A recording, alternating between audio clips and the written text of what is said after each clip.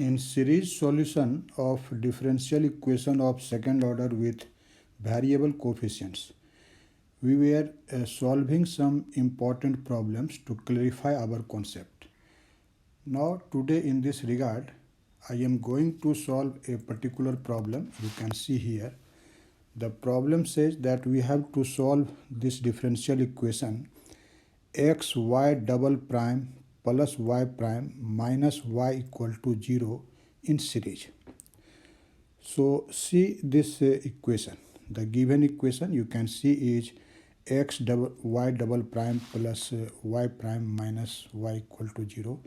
When you say y double prime, it means second order derivative of y, that is d2y by dx square, and y prime means dy by dx. जैसा आप लोगों में से कुछ लोगों का कहना है कि हिंदी में भी कुछ हम बात करें, तो आप देखिए इस इक्वेशन में जो अगर हम इसका कंपैरिजन करें स्टैंडर्ड इक्वेशन के साथ, तो पी नॉट ऑफ एक्स के जगह पर हमारे प्रॉब्लम में एक्स है, और आप देख सकते हैं कि if we put X equal to 0 then P zero of 0 will become 0, and P zero of 0 अगर 0 के बराबर है तो आप जानते हैं कि x इक्वल टू 0 एक रेगुलर सिंगुलर पॉइंट होगा इस इक्वेशन 1 का. So in this condition we write the solution in a series, and this solution is written in this form y equal to x to the power m into a naught plus a1x plus a2x square and so on. And in compact form you can write this series in this form summation k equal to 0 to infinity A K X to the power m plus के.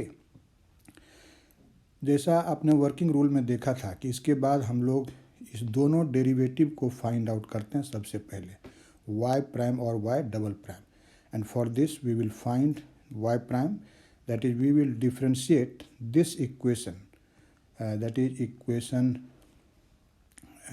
2 with respect to x.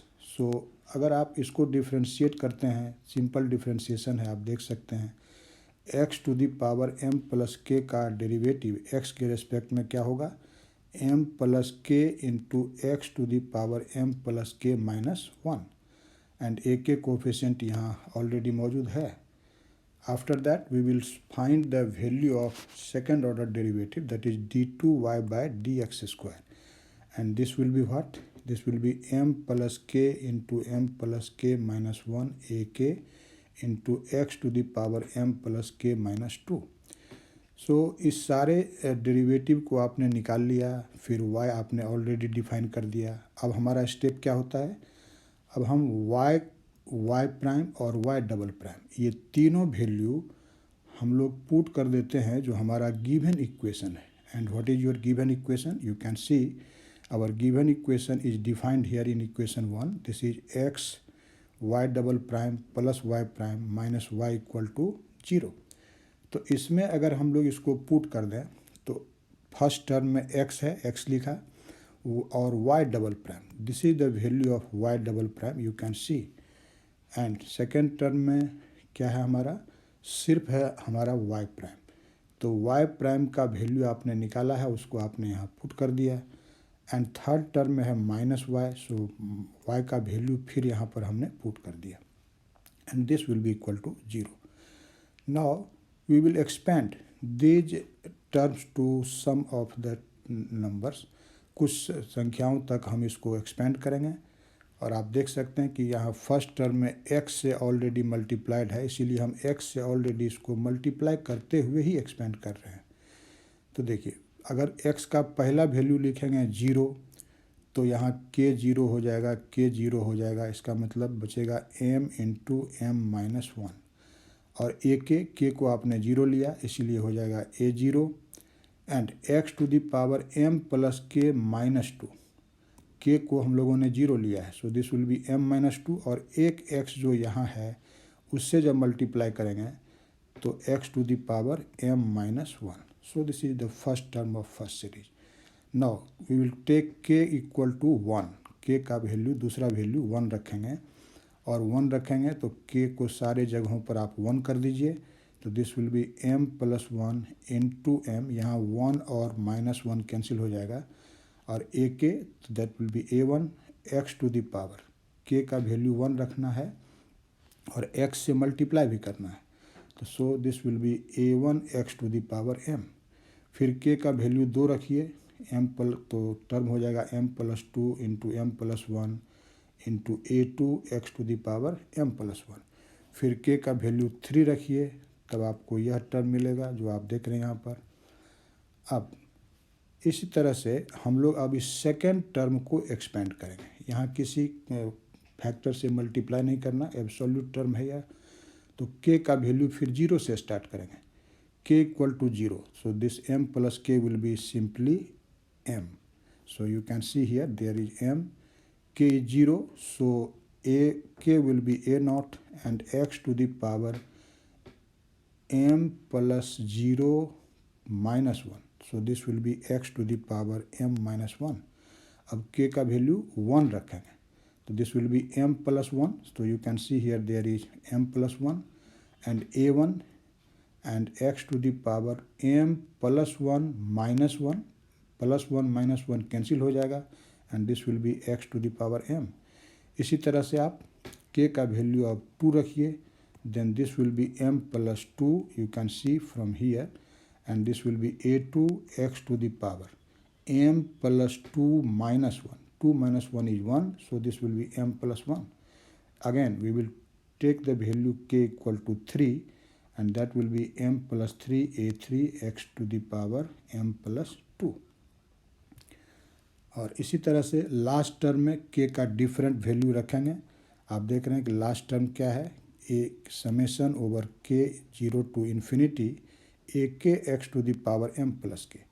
तो आप k का value 0 से start कीजिए, a0 x to the power m, a1 x to the power m plus 1, इसी तरह से। तो आप देख सकते हैं कि a0 x to the power m, a1 x to the power m plus 1, a2 x to the power m plus 2, a3 x to the power m plus 3। k का वैल्यू 0, 1, 2, 3 एंड सो ऑन लेने से यह term आया। अब आपको बताया था कि इनफैक्ट ऐसे कंडीशन में हम लोग अब एक इंडिशियल इक्वेशन फाइंड आउट करते हैं, and to get the indicial equation what we do actually we equate to 0 the coefficient of the lowest power of x। And जब आप सीरियसली इसको देखेंगे तो x पर जो सबसे छोटा पावर है आप उसको देखिए। फर्स्ट सीरीज में x पर सबसे स्मॉलेस्ट पावर है m माइनस 1, सेकेंड सीरीज में भी x पर सबसे स्मॉलेस्ट पावर है m माइनस 1, और थर्ड सीरीज में x to the power m minus 1 present ही नहीं है। इसका मतलब फर्स्ट और सेकेंड सीरीज में ही x to the power m minus 1 present है। हम उसके कोफिशिएंट को एसोसिएट करेंगे और फिर उसको 0 इक्वेट कर देंगे। तो फर्स्ट सीरीज का जो फर्स्ट टर्म है उसमें x to the power m minus 1 का कोफिशिएंट क्या है, m into m minus 1 into a naught, और सेकेंड सीरीज में है यह m a naught, only m a naught. तो m into m minus 1 into a naught plus m a naught, that will be equal to 0. So equating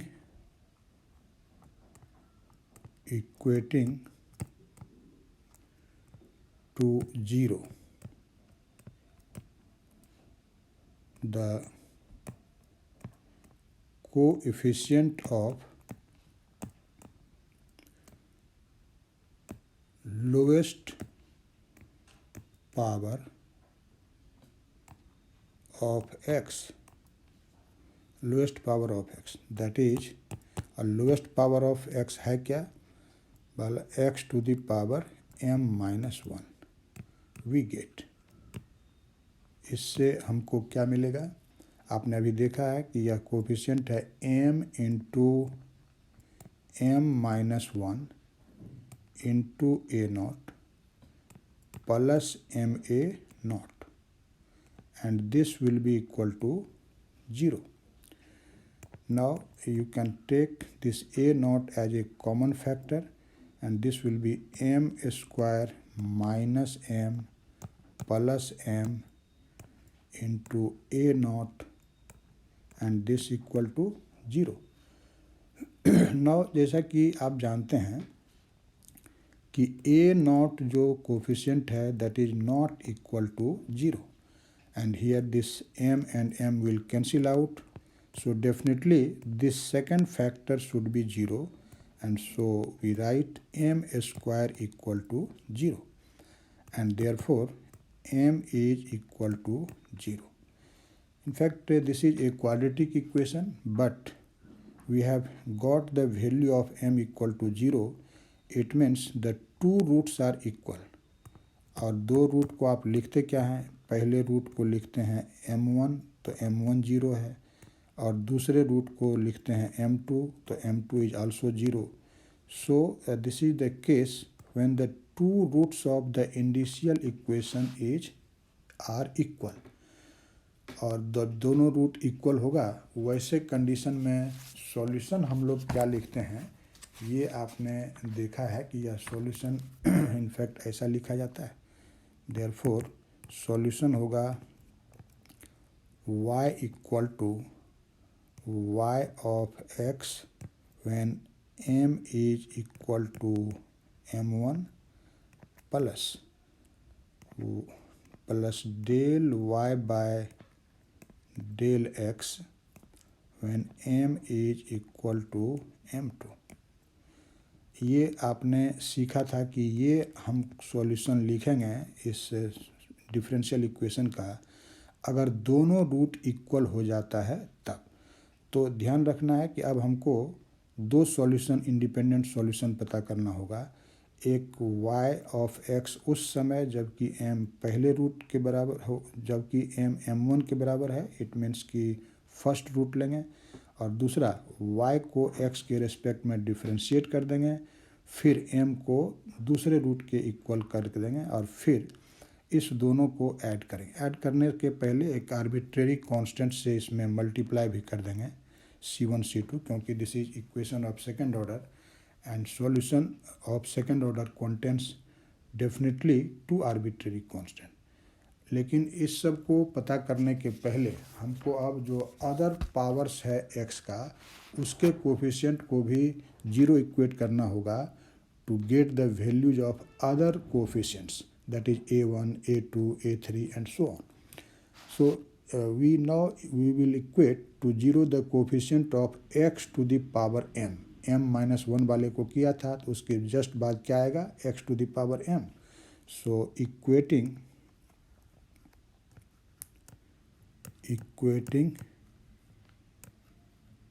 to 0 the coefficient of x to the power m.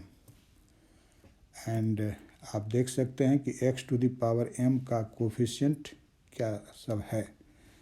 First series में आप देखिए यहाँ x to the power m present है, so m plus 1 into m ये into a1, ये first series में x to the power m का coefficient. Second series में m plus 1 into a1, this is the coefficient of x to the power m. और third series में सिर्फ a1 है उसका कोफिशिएंट. तो इस सारे कोफिशिएंट को फिर आप ऐड करिए और उसको इक्वेट कर दीजिए 0.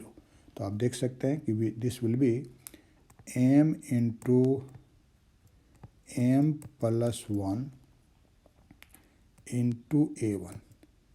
ये फर्स्ट सीरीज में x to the power m का कोफिशिएंट. सेकेंड में है m प्लस 1 इंटू a1, और लास्ट थर्ड सीरीज में है minus a0, and so this will be equal to 0. आप इसको अब सिंप्लीफाई करिए. m plus 1 into a1, so this m plus 1 into a1 common ले लीजिए, और इधर आपको बच जाएगा m plus 1 and minus a0, this will be equal to 0.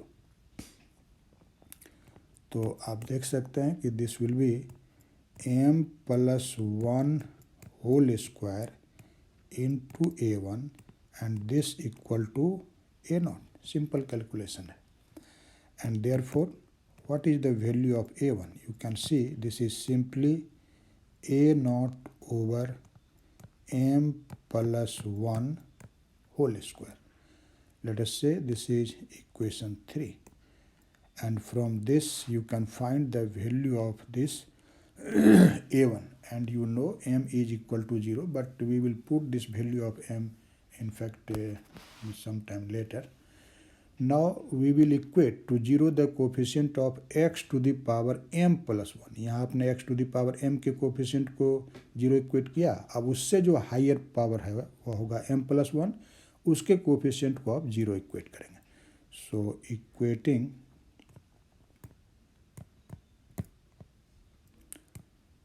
to 0 the coefficient of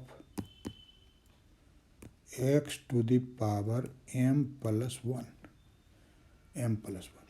और आप देख सकते हैं इसको कि x to the power m plus 1 ये प्रेजेंट है फर्स्ट सीरीज में यहाँ, और आप इस कोफिशिएंट देख रहे हैं कि m plus 2 into m plus 1 into a2. Second series में है m plus 2 इंटू a2, और थर्ड सीरीज में है सिर्फ a2. तो इसके कोफिशिएंट को अब हम 0 इक्वेट करते हैं. देखिए तो ये आ जाएगा m plus 1 into m plus 2 into a2. ये फर्स्ट सीरीज में था. सेकेंड सीरीज में plus m plus 2 into a2, और थर्ड सीरीज में minus a1, and this is equal to 0. Now we will simplify it. You can see that in the first two terms m plus 2 into a2 is a common factor. So let us take this as a common factor. This is a2 into m plus 2 as a common factor. Then in first term there will be m plus 1, and in second term there is only 1, and this will be equal to a1. तो यहाँ से क्या मिल रहा है? m plus 1 plus 1, this is m plus 2, so this is simply a2 into m plus 2 whole square, and this equal to a1. This equal to a1. And so from here you can find the value of a2. So a2 is equal to a1 divided by m plus 2 whole square. M plus 2 whole square. But as you have seen that we have already obtained the value of a1 in this equation 3. This is a naught divided by m plus 1 whole square. तो अब हम लोग a1 का जो value निकाले हैं उसको यहाँ पुट कर देंगे. तो पुट करने के बाद क्या मिलेगा? This will B a naught divided by m plus 1 whole square into m plus 2 whole square, and this is the value of a2. अब फिर इसके बाद आप जो x का उससे भी हायर पावर है उसके कोफिशिएंट को 0 इक्वेट करिएगा. तो x to the power m plus 1 तक लिया, तो इसके जस्ट बाद जो हायर पावर होगा वह होगा m plus 2. तो अब हम लोग x to the power m plus 2 के कोफिशिएंट को 0 इक्वेट करेंगे. सो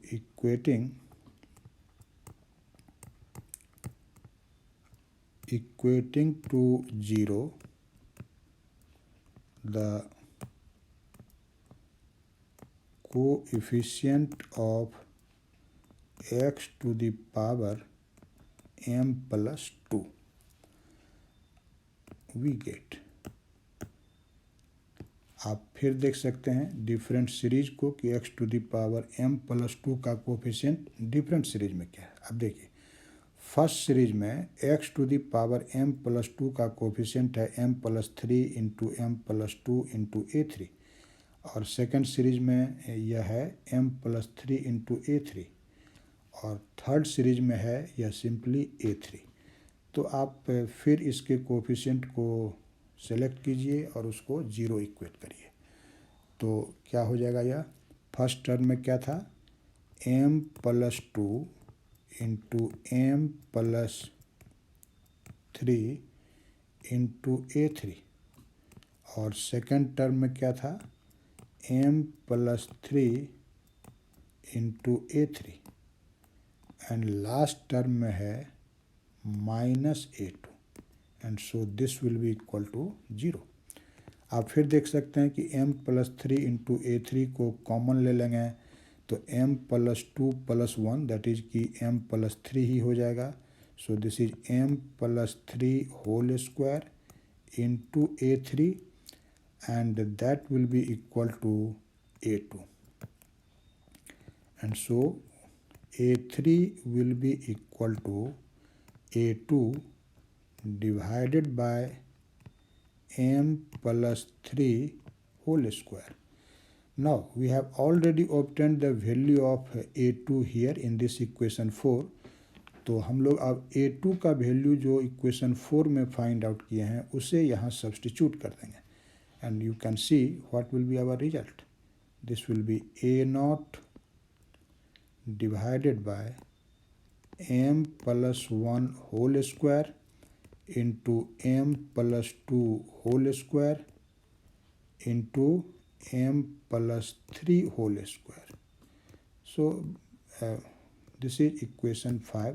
आप देख रहे हैं कि जस्ट एक पर्टिकुलर फॉर्म में यह मिल रहा है।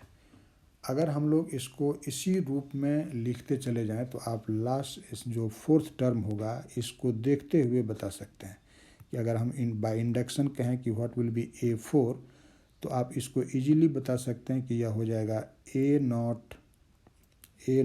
Divided by m plus 1 whole square into m plus 2 whole square into m plus 3 whole square into m plus 4 whole square.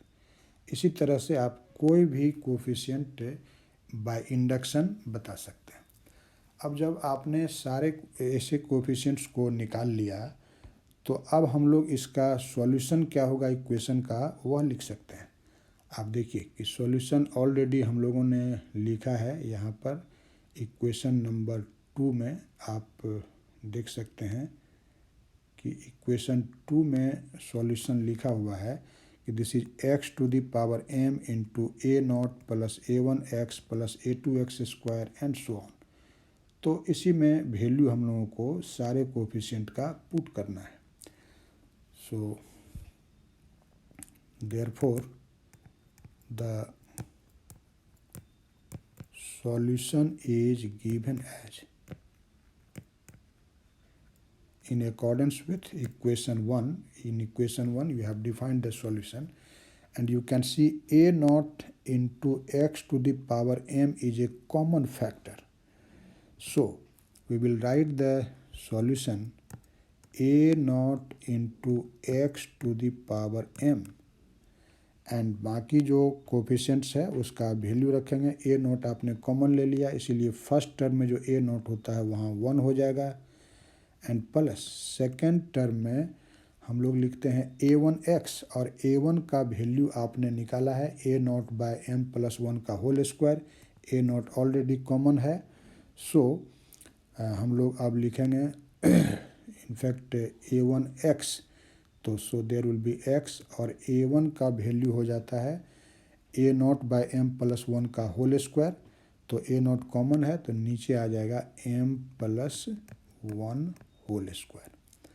Second term में A2x स्क्वायर होता है, A2 का वैल्यू रखेंगे और x स्क्वायर रखेंगे, तो this will be x square divided by m plus 1 whole square into m plus 2 whole square. अब इसी तरह से आप इंडक्शन से डायरेक्ट भी बिना पीछे देखे भी लिख सकते हैं कि नेक्स्ट टर्म होगा x cube by m plus 1 whole square into m plus 2 whole square into m plus 3 whole square and plus, फिर आप बोलिए नेक्स्ट जो टर्म होगा that can be written directly by induction, और आप जानते हैं कि वह हो जाएगा m plus 1 whole square m plus 2 whole square into m plus 3 whole square into m plus 4 whole square and so on. In this manner you can write the solution. Let us say this is our first solution and this is equation A. Now जब पहला general solution आपने निकाल लिया तो अब first solution निकालेंगे। First solution निकालने का मतलब है कि जो हमने जो m का वैल्यू इंडिशियल इक्वेशन में फाइंड आउट किया है पहला वैल्यू, वह वैसे तो यहाँ दोनों वैल्यू सेम है, m 0 ही है। So now when you will put the root of the quadratic equation or initial equation here, that is m equal to 0, then you will get actually the first solution. So putting m equal to 0, the first solution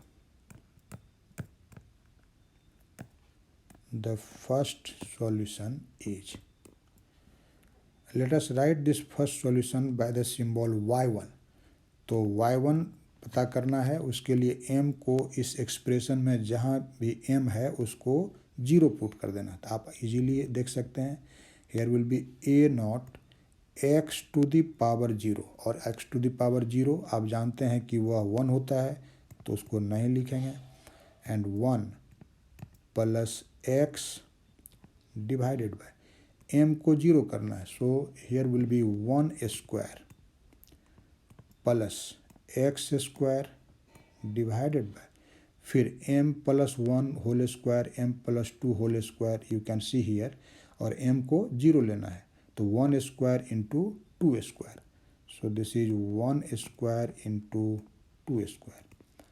इसी तरह से आप देखिए next term होगा x cube divided by 1 square into 2 square into 3 square. Next term x4 divided by 1 square into 2 square into 3 square into 4 square and so on. इस manner से आप first solution को आपने लिखा। Now you can write this expression in a particular manner by the use of factorial। आप देख सकते हैं कि 1 स्क्वायर को अगर फैक्टोरियल 1 स्क्वायर लिखें तो कोई डिफरेंस नहीं है, और 1 स्क्वायर इंटू 2 स्क्वायर को अगर हम लोग फैक्टोरियल 2 स्क्वायर लिख दें, 1 square 2 square 3 square, 1 into 2 into 3, this is factorial 3, so this can be written as factorial 3 square, और इसको आप लिख सकते हैं फैक्टोरियल 4 स्क्वायर। तो हम उस फैक्टोरियल के रूप में इसको लिख देते हैं। So this will be y1 equal to a naught into 1 plus x divided by factorial 1 square plus x square divided by factorial 2 square plus x cube divided by factorial 4 square factorial 3 square plus x4 divided by factorial 4 square and so on and so on. So actually this is the first solution of our differential equation. Now to get the second solution, first of all we will differentiate this y, which I have obtained here, this y will be actually differentiated with respect to m, and then we will substitute m equal to 0, that is the another root of the initial equation. So now see this equation seriously and differentiate this equation with respect to m. So when जब हम लोग इसको m के respect में differentiate करेंगे equation number A को, तो क्या रिजल्ट होगा, आप इस इक्वेशन को नोट करिए और देखिए कि हम इसका डेरिवेटिव लिख रहे हैं. So you can say to gate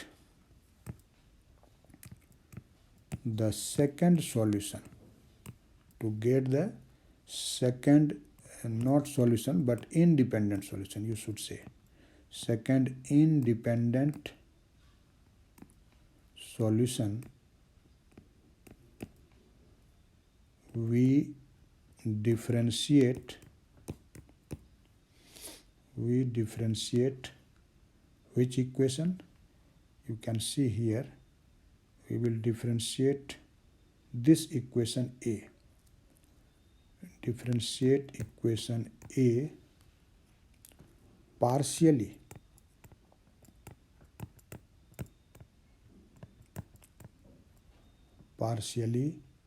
with respect to m. Earlier I have mentioned it, to get solution what we do, you can see I have taken here del y by del x, that is आपको partial differentiation करना है m के respect में. तो del y by del m, del y by, sorry, here I have written del y by del x, but there should be del y by del m. इस जगह पर क्या होना चाहिए, del y by del m, तब m का दूसरा value put करेंगे. तो अब देखिए del y by del m, what will be this? A equation अभी आप यहाँ पर देख रहे हैं. अब इसी इक्वेशन को m के रेस्पेक्ट में पार्शियली डिफ्रेंशिएट करें. जब आप कहते हैं m के रेस्पेक्ट में पार्शियली डिफ्रेंशिएट करेंगे, it means we will take that x or x square or x cube as constant factor. So this will be a naught into x to the power m into ln x into 1 plus x divided by m plus 1 whole square. हम बार बार page नहीं उलट रहे हैं, आप directly देखिए, आप कर सकते हैं इसको. And this will B x square divided by m plus 1 whole square into m plus 2 whole square plus x cube divided by m plus 1 whole square into m plus 2 whole square into m plus 3 whole square plus so on, and plus a naught x to the power m into minus 2x divided by m plus 1 whole square into m plus 1, m plus 1 minus 2 divided by m plus 1 whole square into m plus 2 whole square, and 1 over m1 plus 1 over m2 into x square, and the second term will be minus 2 divided by m plus 1 whole square into m plus 2 whole square into m plus 3 whole square into 1 by m plus 1 plus 1 by m plus 2 and plus 1 by m plus 3 into x cube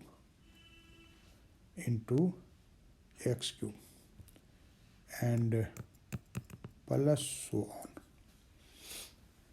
तो ऐसी स्थिति में अगर हम अब second solution जानना चाहते हैं तो क्या करेंगे, इसी del y by del m का जो वैल्यू आपने निकाला उसमें इंडिशियल इक्वेशन का दूसरा रूट पुट कर देंगे। दूसरा रूट भी यहाँ 0 ही है। So the second solution, therefore second solution is, अगर आप सेकंड सॉल्यूशन को y2 कहते हैं तो आप जानते हैं कि this y2 will be equal to del y by del m when m is equal to m2 और आपने फाइंड आउट किया है कि m2 is also 0, so this will be del y by del m when m is equal to 0। अब आप देख सकते हैं कि हमने del y by del m define कर दिया है। अब इस रिजल्ट में सारे जगहों पर जहाँ भी m है उसको 0 इक्वेट कर देंगे। तो when you will equate to 0 the all m, then what will be your result, you can see easily. So this will be equal to a naught into ln x। अब देखिए यहाँ देखिए x to the power 0 that will be 1, so this will be simply a naught ln x। अब इस जगह भी m को 0 करेंगे, so this will be x by 1 square plus x square by 1 square into 2 square, फिर x cube divided by 1 square 2 square 3 square and so on. इसी तरह से नेक्स्ट टर्म में भी x to the power m x to the power 0 करेंगे 1 हो जाएगा, यहाँ a नॉट बचेगा और inside this square bracket there will be 1 square into 1, यहाँ 1 square 2 square into in fact this much. So what will be the value of,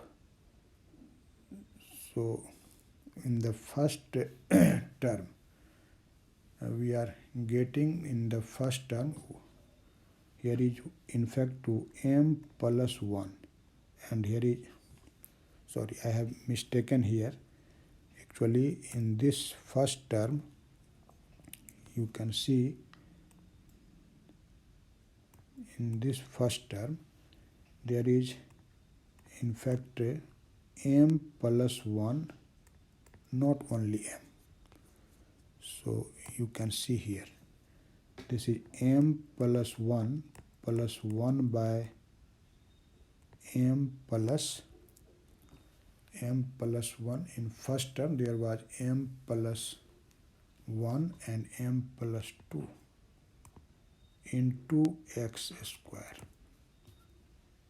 into x square। सो यहाँ m plus 1 तो m को फिर 0 करना है और इसी तरह से सारे जगहों पर m को 0 कर देना है। So now this will B a not ln x into, आप देख सकते हैं m को 0 करके this will be 1 plus x divided by factorial 1 square, हम डायरेक्ट फैक्टोरियल के टर्म में लिख रहे हैं, plus x square divided by factorial 2 square plus x cube divided bye factorial 3 square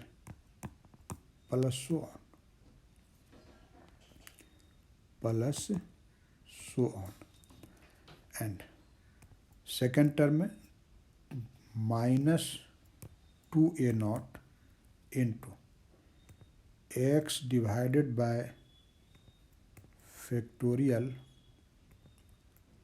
1 square plus 1 over factorial 2 square into 1 plus 1 by 2 into x square plus 1 over factorial 3 square into 1 plus 1 by 2 plus 1 by 3 into x cube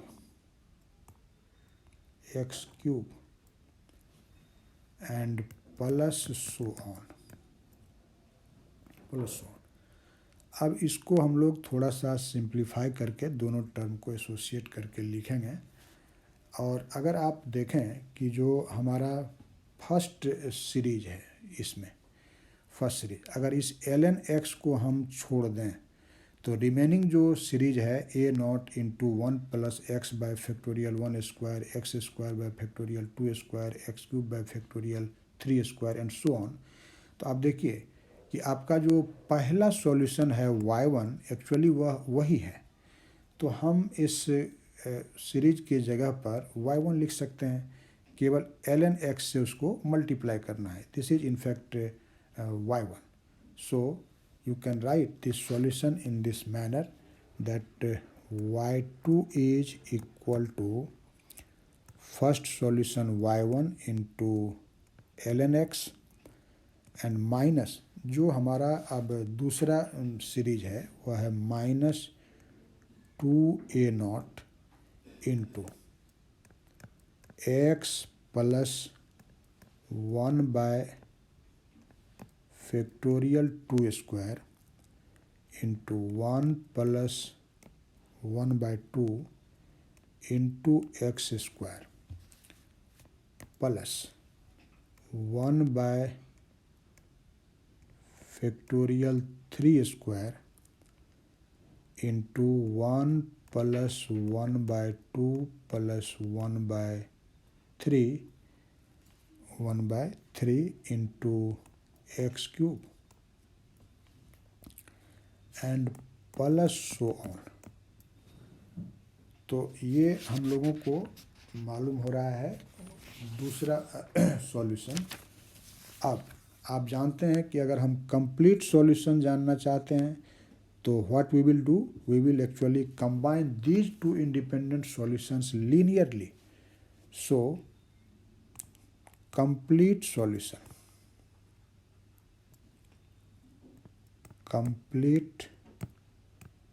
solution is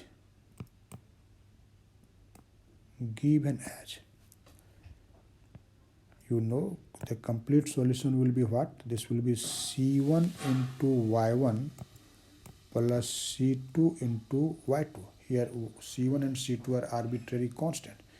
And now you can see we have already defined y2 here and y1 earlier. y1 is defined here. So now combine these two solutions linearly, multiplying by the constants c1 and c2. So you can see this will be c1 into a naught plus c2 a naught ln x. I am making the combination and this will be 1 plus x square by factorial 2 whole square, because you know factorial 1 square is 1, so I have not written here that factorial 1 square, plus x cube by factorial 3 square plus so on. and minus 2c2 a naught into x plus 1 over factorial 2 square into 1 plus 1 by 2 into x square plus 1 over factorial 3 square into 1 plus 1 by 2 plus 1 by 3 into x cube and plus so on. Now this term C1 A naught, C1 is a constant, A naught is also a constant, so the product C1 A naught may be written as another constant. तो मान लीजिए कि C1 A naught जो है वह A के बराबर है, capital A, and C2 A naught, this will be again a constant. Suppose that this constant is B, so this is A plus B into ln x, and remaining series will be written just like as it is here. So this is 1 plus x square by factorial 2 square plus x cube by factorial 3 square plus so on. And I am writing the remaining series in the next page. You can see that will be minus 2b into x plus 1 over factorial 2 square into 1 plus 1 by 2 into x square plus 1 by factorial 3 square into 1 plus 1 by 2 plus 1 by 3 into x cube and plus so on. So this is actually the complete solution of that differential equation. So there is a lot of algebra, but not it is a tedious task. आप जब step by step देखेंगे तो इस सारे बातों को आसानी से समझ सकते हैं. So this was actually the solution of differential equation with variable coefficient, and the equation was of second order, and we have found the series solution. अब नेक्स्ट लेक्चर से हम लोग एक्चुअली स्पेशल फंक्शन को पढ़ेंगे. First of all हम लोग पढ़ेंगे Legender polynomial, और उसके लिए आप देखेंगे कि लीजेंडर डिफरेंशियल इक्वेशन एक पर्टिकुलर डिफरेंशियल इक्वेशन होता है सेकंड ऑर्डर का विद वेरिएबल कोफिशिएंट. उसको सॉल्व करेंगे. उसका जो पहला सॉल्यूशन आता है that is called Legendre polynomial, and that is our actual task to deal with the special function.